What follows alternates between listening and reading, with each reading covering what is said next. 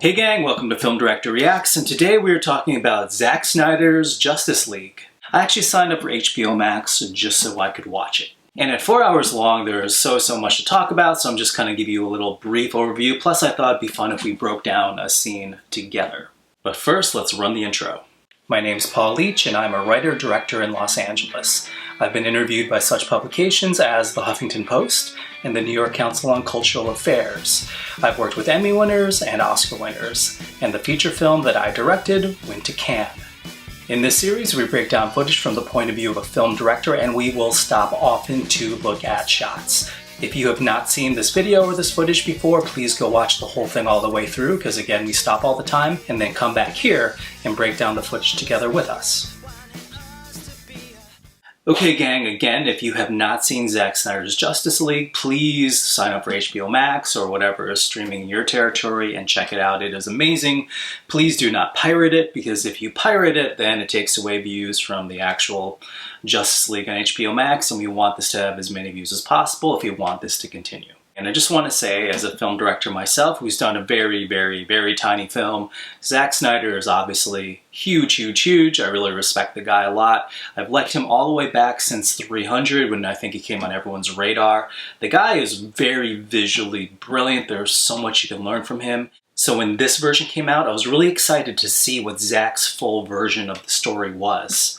The problem in Hollywood is that you have studio interference. A lot of times what you have is you have studio execs, many times several or many multiples of studio executives, making comments and notes on your project. The problem is, not all these people are really qualified to make those kind of notes. A lot of them are just maybe business executives or marketing people.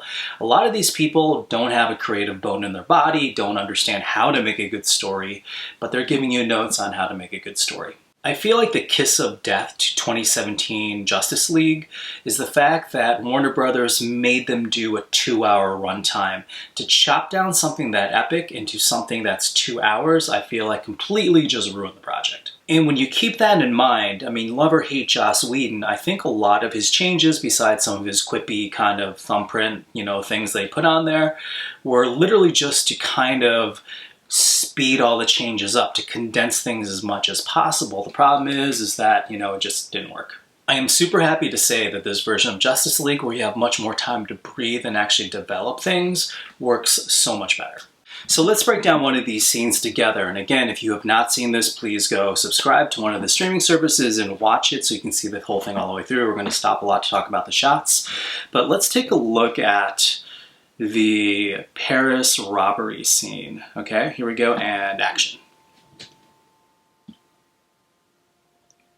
What we see here is a great transition, because we're transitioning from the death of Superman, and then we're going into this robbery scene. So what you're going to see here is, right there, we see Superman, but then that actually doubles as an establishing shot as we're going to follow this van. So it's a good way to hand the scene off from one scene to another. Establishing shots, these are just establishing shots.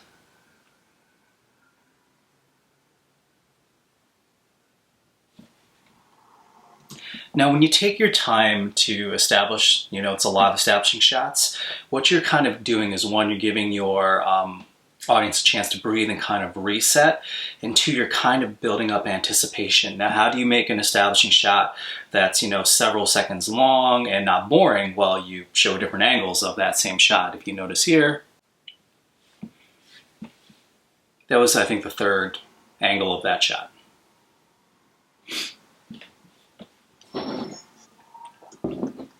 Now, I want you to notice something there, that they really focused on the briefcase. And I want you to notice that through the whole entry of these people, the criminals in there, your entire focus is the briefcase, because what Zack is saying to us is the briefcase is the most important thing.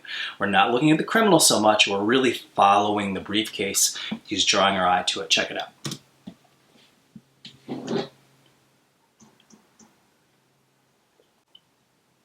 Establishing all the bad guys. Movement. You use bird's eye shot like that to actually kind of show context, so you're seeing what all the people are doing, so you can kind of get an idea of what's happening. Briefcase. gun, briefcase. So we see briefcase and we see gun. What we're focusing on is the briefcase. That's a great shot there. They did a lot in True Detective where someone's standing and someone's like passing in front of and around that person. Good shot to show depth. Again, focusing on the briefcase. Because Zack is telling you that the briefcase is the most important thing.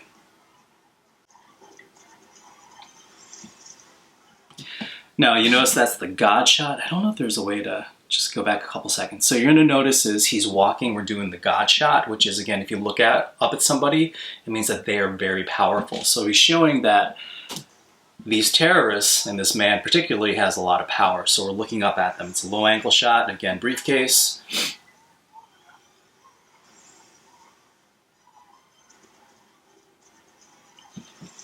God shot, looking right up at him, so it's like he's all powerful.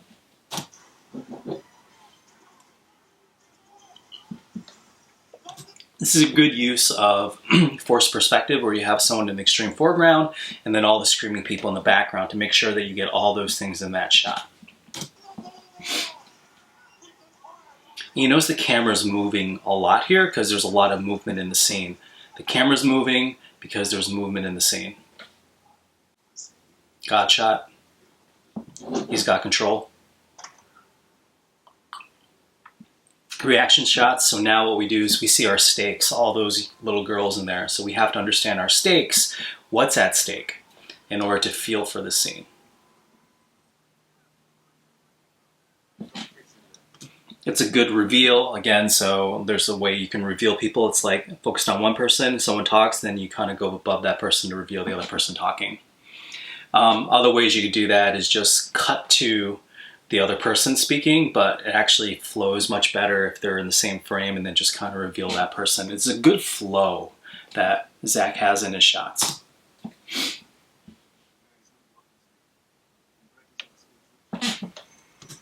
Now you notice those cop scenes there, they're completely stationary.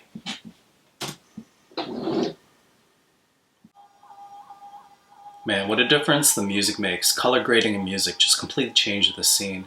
With this kind of Eastern music, it just gives us such a more epic, kind of serious vibe. Before it was so bright and just kind of circusy.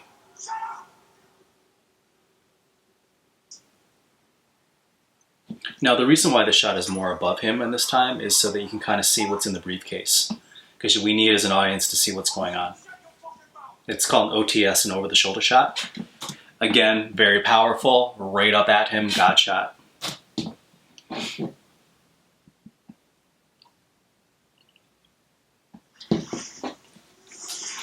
It's an amazing location.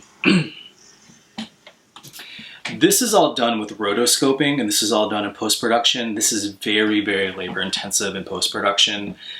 Very expensive just because of how labor-intensive it is. It isn't really difficult. It's just that you have to do it frame by frame, and it just takes forever.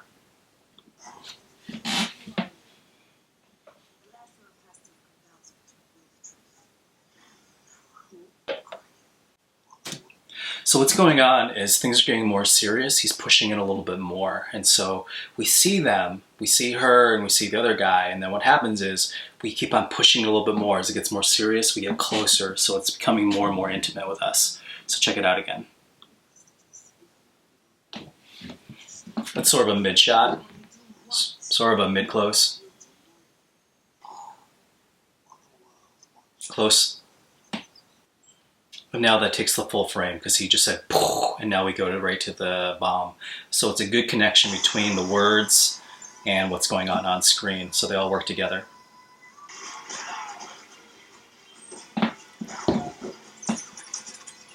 I know there was a ton of green screen in this. Reaction shots.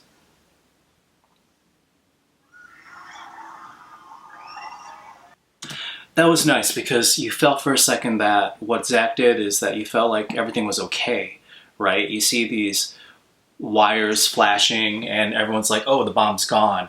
So there's that moment of breathing. But then everything isn't okay.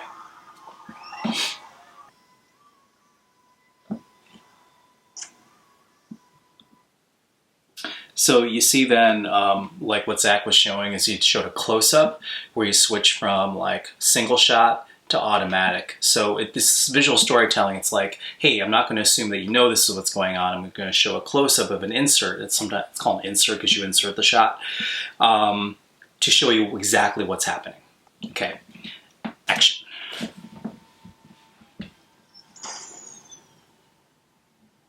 Reaction shot. See the concern on her face. Picking your actors is super important. There's a running saying here in LA or Hollywood. It's that one of the director's first jobs to do, and again, like I said, storytelling is really important, but the other really important thing to do is cast well. That if you cast well, then your job is going to be so much easier.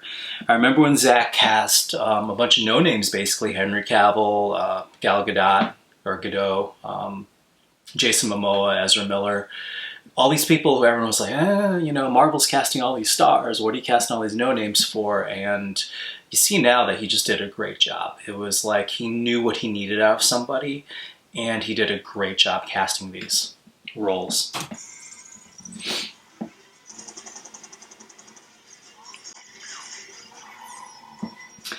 I'm assuming what they had to have everyone do for these scenes is they had to have everyone just freeze in place. They're like, everyone in the background, nobody move. And so this way, when Gal goes through this, and then they speed it up in post-production, that there's no movement, so everyone's just kind of frozen in place. That's what I would do. It's like, everyone freeze, Gal's gonna do her thing normal speed, and then we speed it up in post-production.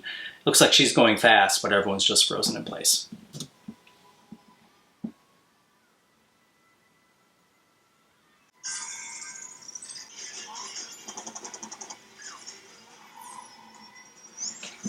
You see, because they're taking the shot of him shooting and her deflecting the bullets separately. They're not in the same frame. So, because they're in the same frame and they sped everything up, he would be like, you know, like it would look weird. So they took him shooting separately and they sped hers up in a different frame independently of him shooting. Because that would have been very difficult to do with him in the same frame and then speeding it up.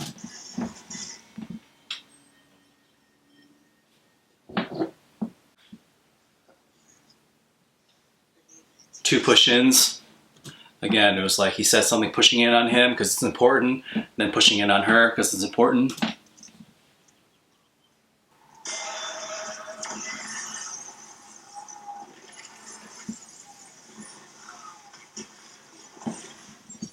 So an explosion takes like 1 second to do. You know, it's like boom and it's over. So how do you magnify the effect of that explosion and really punctuate it? Well, there's a couple ways you can do it.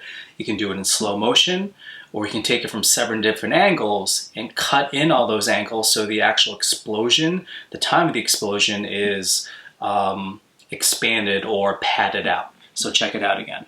Which shows the way you can only go back a few seconds, but HBO Max can only do 15 seconds at a time. So it's too much. But I want you to watch the explosion. Front, side, same explosion, front again. So it's a way to really juice that explosion by taking several angles and keep on recutting it in there.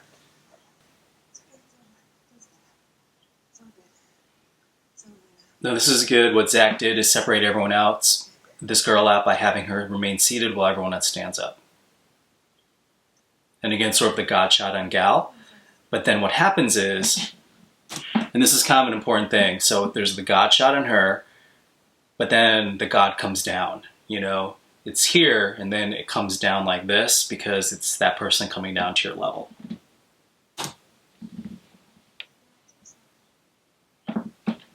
These are OTS shots, over the shoulder, which means that both people are in the frame. And these shots, what they do is they show relationship. So if you're trying to show a relationship to somebody when they're having a conversation, you have both people in the frame together. So what it's showing is the connection between these two people, sort of a mini relationship.